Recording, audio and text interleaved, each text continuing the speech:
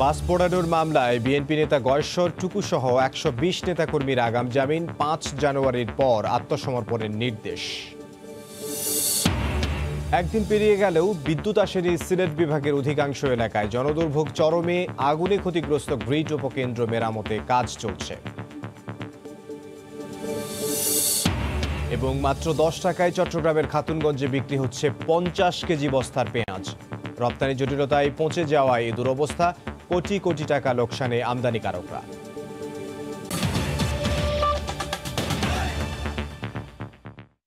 সময় সংবাদের সঙ্গে আছে আমি ইমদাদুল হক। করোনায় ঘরবন্দি জীবনে দেশে আশঙ্কাজনক হারে বেড়েছে মানসিক রোগীর সংখ্যা। সরকারি হিসেবে পাবনা মানসিক হাসপাতাল ও ঢাকার জাতীয় মানসিক ইনস্টিটিউটের বহির্বিভাগে মহামারীর আগের তুলনায় এখন মাসে প্রায় ৮০০ থেকে ১,০০০ রোগী বেশি আসছে। বিস্তারিত মাহমুদ রাকিবের রিপোর্টে। রাজধানীর জাতীয় মানসিক স্বাস্থ্য ইনস্টিটিউট ও হাসপাতালের চিত্র এটি। বহির্বিভাগে থাকা ৫টি রুমের সামনেই মানসিক রোগী কিংবা রোগীর স্বজনদের ভিড়। স্বাস্থ্যকর্মীরা জানালেন, করোনাকালে রোগীর সংখ্যা অনেক বেড়েছে। জাতীয় মানসিক স্বাস্থ্য ইনস্টিটিউটে চলতি বছরের ফেব্রুয়ারিতে বহির্বিভাগে সেবা নিতে আসেন ৪,৭৪৭ জন। অক্টোবরে তা বেড়ে দাঁড়িয়েছে ৬,৩৭০-এ। একই অবস্থা পাবনা মানসিক হাসপাতালেরও। চিকিৎসকরা জানান, করোনাকালে জীবিকা হারিয়েছেন অনেকেই। সেই সঙ্গে সংক্রমিত প্রিয়জনের পাশে থাকতে না পারা কিংবা জনবিচ্ছিন্ন হয়ে মানসিক ভারসাম্য হারিয়ে ফেলছেন কেউ কেউ। অনেকে এরকম পেশেন্ট দু একজন আমরা পেয়েছি, করোনা আক্রান্ত হয়েছিল। ওই বিষয়টা থেকে ওনারা বের হতে পারেন না। অনেকের আত্মীয় স্বজন, বাবা মা মারা গেছেন, কিন্তু তখন কখনো কিন্তু ছেলেমেয়েরা যেতে পারে না ওই সময়। এখন তাদের ভিতর অনেক বেশি গিল্ট হচ্ছে এবং এই নিয়ে ওনারা ডিপ্রেসড হয়ে যাচ্ছেন। কারো ফিনান্সিয়াল লস, কারো জব লস, সেটা কেউ করোনা আক্রান্ত হবেন এটা একটা আতঙ্ক, যে হলে কি হবে। কেউ কেউ প্যানিক ডিজর্ডার নিয়ে এসেছেন, যারা প্রবাস থেকে চাকরি হারিয়ে এসেছেন, অথবা আবার তাদের ফিরে যাওয়ার ব্যাপারে আনসার্টেনিটি তৈরি হয়েছে। ডেইলি 10%-এর মতো আমাদের যে আগে করোনার ইফেক্ট হিসেবে আসছেন তারা। করোনার ফলে নতুন পেশেন্ট যেমন আসছে, তেমনি প্রিভিয়াসলি যারা মানসিক রোগে আক্রান্ত ছিলেন তাদেরও কিন্তু সমস্যা বেড়ে যাচ্ছে। মানসিক রোগ বিশেষজ্ঞরা বলছেন, মহামারী পরবর্তী জীবনে অভ্যস্ত হওয়া কঠিন। তাই মানসিক সুস্থতা অটুট রাখার চেষ্টা করতে হবে সবাইকে। মানসিকভাবে আমার প্রস্তুত থাকতে হবে এইভাবে যে করোনাতে আক্রান্ত হওয়ার সম্ভাবনা আছে, কিন্তু আক্রান্ত হলেই যেন খুব খারাপ কিছু হয়ে যায় এমন কিছু না। রিল্যাক্সেশন এবং অ্যাংজাইটি দুটো একসঙ্গে থাকে না। ফলে আপনি যদি রিল্যাক্স হতে পারেন, আপনার তখন অ্যাংজাইটি থাকবে। বিশেষজ্ঞরা বলছেন, যেহেতু বৈশ্বিক মহামারী করোনা থেকে খুব সহসা এই বিশ্ব মুক্তি পাচ্ছে না, সেহেতু এ নিয়ে খুব বেশি আতঙ্কিত কিংবা ভয় না পেয়ে সকলকে অনেক বেশি সচেতন হতে হবে। পাশাপাশি শতভাগ মেনে চলতে হবে স্বাস্থ্যবিধি। আর এটি করতে পারলেই সাধারণ মানুষের মধ্যে অনেক বেশি মানসিক শক্তি বেড়ে যায় বলে মনে করেন তারা। মাহমুদ রাকিব, সময় সংবাদ, ঢাকা। বাস পোড়ানোর মামলায় বিএনপি নেতা গয়েশ্বর টুকু সহ ১২০ নেতাকর্মীকে আগাম জামিন দিয়েছেন হাইকোর্ট। এই মুহূর্তে সেখানে আছেন সহকর্মী আফজাল হোসেন। বিস্তারিত জানতে যাব তার কাছে। আফজাল,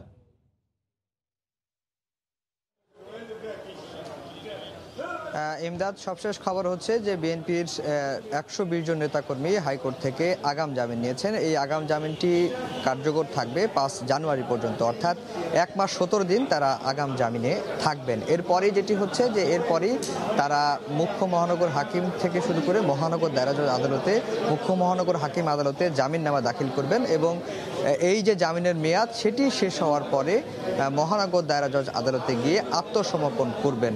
তখন তারা সেখানে আবার জামিন চাওয়ার সুযোগ রয়েছে। আদালত যদি মনে করেন তাদেরকে জামিন দিবেন, সেটি দিতে পারেন, এবং আদালত জামিন বাতিলও করতে পারেন, এটি আইনের বিধান। তো বিএনপির আইনজীবীরা যারা আজকে শুনানি করেছেন তারা বলছেন যে এই যে মামলাগুলো হয়েছে সেই মামলাগুলো রাজনৈতিক হয়রানিমূলক মামলা, সেটি তারা আদালতকে বোঝাতে সক্ষম হয়েছেন এবং বোঝানো সক্ষম হওয়ার কারণেই আজকে বিএনপির ১২০ জন নেতাকর্মীকে আগাম জামিন দিয়েছেন। যদিও রাষ্ট্রপক্ষ থেকে বলা হয়েছে যে গত বৃহস্পতিবার রাজধানীতে আকস্মিকভাবে ৯টি গাড়িতে অগ্নিসংযোগ করা হয়েছে। এই ৯টি গাড়িতে অগ্নিসংযোগের যে মামলাগুলো করা হয়েছে সেই মামলাগুলো সুনির্দিষ্ট অভিযোগের ভিত্তিতে করা হয়েছে। এই ১৬টি মামলায় ৬ শতাধিক বিএনপি নেতাকর্মীদেরকে আসামি করা হয়। এর মধ্যে ৪৭ জনকে এরই মধ্যে গ্রেফতার করা হয়েছে। তাদের মধ্যে বেশ কয়েকজন এখন রিমান্ডে আছেন। রিমান্ডে আনার পরে এই ঘটনার সাথে কারা জড়িত সেই বিষয়টি পরিষ্কার হবে বলে আইন শৃঙ্খলা রক্ষা বাহিনীর পক্ষ থেকে বলা হয়েছে। আর আজকে আমরা রাষ্ট্রপক্ষের বক্তব্য এখনো পাইনি। রাষ্ট্রপক্ষের আইনজীবীর সাথে আমরা যোগাযোগ করছি, তিনি আমাদেরকে জানাবেন যদি আজকে যে আগাম জামিন আবেদনটি হয়েছে সেই জামিনের বিরুদ্ধে রাষ্ট্রপক্ষ পরবর্তী কোনো পদক্ষেপ নেবে কিনা সেটি আমরা রাষ্ট্রপক্ষের আইনজীবীর কাছ থেকে জানব। সেটি হয়তো কিছুক্ষণের মধ্যেই আমরা জানতে পারবো। তো সবশেষ যেটি বলে রাখে যে আজকে গাড়ি পোড়ানোর মামলায় বিএনপির 120 জন নেতাকর্মীকে আগামী 5 জানুয়ারি পর্যন্ত আগাম জামিন দিয়েছেন। এই 5 জানুয়ারি পর্যন্ত আগাম জামিনে থাকার পরে তাদেরকে আবার বিচারিক আদালতে আত্মসমর্পণ করে জামিন নিতে হবে। তো এই ছিল হাইকোর্ট থেকে আমার কাছে সবশেষ খবর গাড়ি পোড়ানোর মামলায় বিএনপি নেতাকর্মীদের জামিন বিষয়ে। ইমদাদ। আফজাল, আপনাকে ধন্যবাদ। হাইকোর্ট থেকে আমাদের সঙ্গে যোগ দিয়েছিলেন সহকর্মী আফজাল হোসেন। কেজি নয়, পেঁয়াজের পুরো 50 কেজির বস্তা বিক্রি হচ্ছে মাত্র 10 টাকায়। বিশ্বের নানা দেশ থেকে চট্টগ্রামের খাতুনগঞ্জের ডলারে কেনা পেঁয়াজ পচে যাওয়ায় এমন দুরবস্থা। এতে কোটি কোটি টাকা ক্ষতির মুখে আমদানিকারকরা। আশরাফুল আলম মামুনের ক্যামেরায় বিস্তারিত জানাচ্ছেন শফিকুল আলম।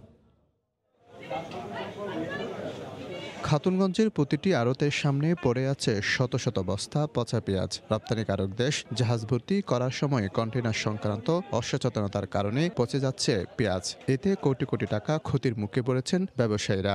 পচে যাচ্ছে আপনার, এটা তো মালটা ঠিক মতো ডেলিভারি হচ্ছে না। এরপর হচ্ছে আপনার অনেক সময় শিপের মধ্যে টেম্পারেচারের সমস্যা হচ্ছে, এটা হয়তো বা অ্যাডজাস্টমেন্টটা ঠিক মতো হচ্ছে না আর কি। 25% টাকাও আমাদের কভারি হবে না, মানে যে বাজার যে মূল্য আছে বর্তমান পেঁয়াজের। কিছু কিছু পেঁয়াজ আপনার ফেলে দিতে হচ্ছে, সেখানে 1 টাকাও পাওয়া যাচ্ছে না। একে তো গ্যাস ও পানি ঝরে পচে যাচ্ছে, তার উপর ছড়াচ্ছে দুর্গন্ধ। খাতুনগঞ্জে 50 কেজি ওজনের বস্তা পেঁয়াজ বিক্রি হচ্ছে মাত্র 10 থেকে 15 টাকায়। ভালো পেঁয়াজ যদি আমরা বিক্রি করি 40 টাকা, এখানে বিক্রি করছি 15 টাকা, 10 টাকা, 5 টাকা। বস্তা হিসেবে বেচা কিনে হয়েছি কিছু, আর কিছু ফেলে দিচ্ছি, কিছু মিউনিসিপ্যালিটি গাড়িতে তুলে দিচ্ছি। এখন এগুলো গন্ধ ছড়াচ্ছে চারিদিকে। এখন মানে তো কি মালটা তো কোথাও নিতে পারছে না, ঘরে নামাতে পারছে না, বাইরে নামাতে রাখতে পারছে না, পচে যাচ্ছে। যে এগুলো বেশিরভাগই ফেলে দিতে হচ্ছে, এখন অনেক পেঁয়াজ ফেলে দিতে টাকাও লাগতেছে। এই অবস্থায় ক্ষতি সামাল দিতে সরকারের তদারকি বাড়ানোর দাবি ব্যবসায়ী নেতাদের। কোটি কোটি টাকা লোকসান, তার ব্যাংকের দেউলিয়া হয়ে যাচ্ছে। এখন কিন্তু সরকারের কোনো মাথা ব্যথা নাই, প্রশাসনের কোনো মাথা ব্যথা নাই, তারা কিন্তু দেখভাল করছে না। ভারত রপ্তানি বন্ধের পর বিশ্বের বিভিন্ন দেশ থেকে আমদানি করা হয় পেঁয়াজ। পাকিস্তান ও মিয়ানমার সহ নানা দেশের পেঁয়াজে ধরছে পচন। শফিকুল আলম, সময় সংবাদ, চট্টগ্রাম। যেসব মার্কেট নানা দীর্ঘসূত্রতায় বেশ কয়েক বছর ধরে নির্মাণাধীন, সেগুলোর প্রতি নজর দেওয়া হবে বলে আশ্বাস দিয়েছেন ঢাকা দক্ষিণ সিটি কর্পোরেশনের মেয়র ব্যারিস্টার শেখ ফজলিনুর তাপস। নিয়মিত সাপ্তাহিক পরিদর্শনের অংশ হিসেবে দক্ষিণের বেশ কয়েকটি মার্কেট ঘুরে দেখেন তিনি। তার সঙ্গে কর্পোরেশনের কর্মকর্তা, জনপ্রতিনিধি ও ব্যবসায়ীরা উপস্থিত ছিলেন। এ সময় মেয়র আজিমপুর আধুনিক নগর মার্কেটের ভিত্তিপ্রস্তর স্থাপন করেন। এই মার্কেটের নির্মাণ কাজ 2 বছরের মধ্যে শেষের প্রতিশ্রুতি দিয়ে গণমাধ্যম কর্মীদের বলেন, প্রতিটি ওয়ার্ডেই কমপক্ষে একটি করে গণশৌচাগার নির্মাণ করা হবে। ঘন কুয়াশা ও দুর্যোগপূর্ণ আবহাওয়ায় বিমান চলাচল নির্বিঘ্ন করতে হজরত শাহজালাল সহ 3 আন্তর্জাতিক বিমানবন্দরে বসানো হচ্ছে অত্যাধুনিক আবহাওয়া পর্যবেক্ষণ ব্যবস্থা। একই সঙ্গে দেশের সব বিমানবন্দরের রানওয়ের লাইটিং ব্যবস্থাও উন্নয়ন করা হচ্ছে। সংশ্লিষ্টরা বলছেন, তাৎক্ষণিকভাবে রানওয়ের সব তথ্য জানার পাশাপাশি যন্ত্রের সাহায্যে অবতরণ পদ্ধতি উন্নত হলেই কেবল বিমান উড্ডয়ন ও অবতরণ নিরাপদ হবে। এতে কমবে যাত্রীদের দুর্ভোগ ও এয়ারলাইন্সগুলোর আর্থিক ক্ষতি। হাজিরা শিউরি জানাচ্ছেন বিস্তারিত। শীত এলেই এয়ারলাইন্সগুলোর উদ্বেগ বাড়ে। ঘন কুয়াশায় বা ভারী বৃষ্টিতে রানওয়ে দেখা না যাওয়ায় অনেক সময় বন্ধ হয়ে যায় বিমান চলাচল। এতে শিডিউল বিপর্যয় শুধু নয়, যাত্রী দুর্ভোগের পাশাপাশি অন্য দেশে উড়োজাহাজ অবতরণের কারণে ব্যয় বাড়ছে এয়ারলাইন্সগুলোর। বর্তমানে শাহজালাল সহ দেশের 3 আন্তর্জাতিক বিমানবন্দরের ILS বা ইনস্ট্রুমেন্ট ল্যান্ডিং সিস্টেমের ক্যাটাগরি 1। ফলে বিরূপ আবহাওয়ায় দৃষ্টিসীমা 600 মিটারের নিচে নামলে বন্ধ হয়ে যায় বিমান ওঠানামা। বাকি 4টি অভ্যন্তরীণ বিমানবন্দরে নেই কোনো ILS।